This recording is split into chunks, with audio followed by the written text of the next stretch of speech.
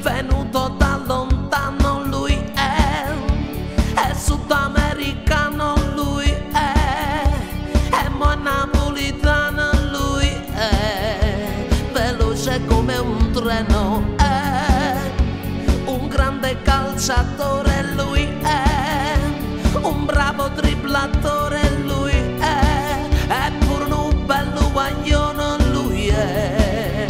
l'erede Maradona.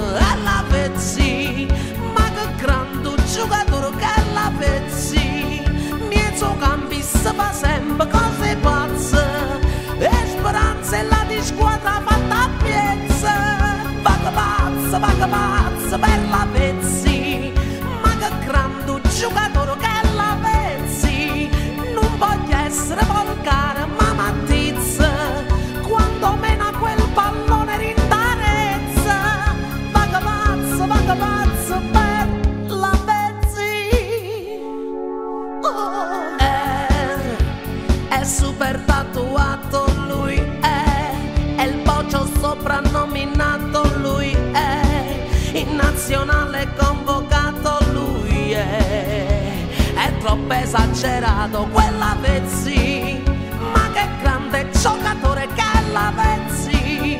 centrocampista fa sempre cose pazze e speranze la di squadra fatta a piezza, va che pazzo per la pezzi, ma che grande giocatore che la pezzi, non voglio essere volgare ma mattizza, quando mena quel pallone nella rezza, va che pazzo per la pezzi, e cresce la speranza della gente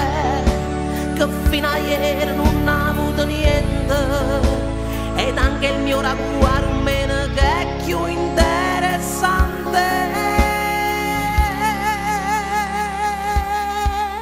È la pezzi, ma che grande giocatore che la pezzi, centrocampista fa sempre cose pazze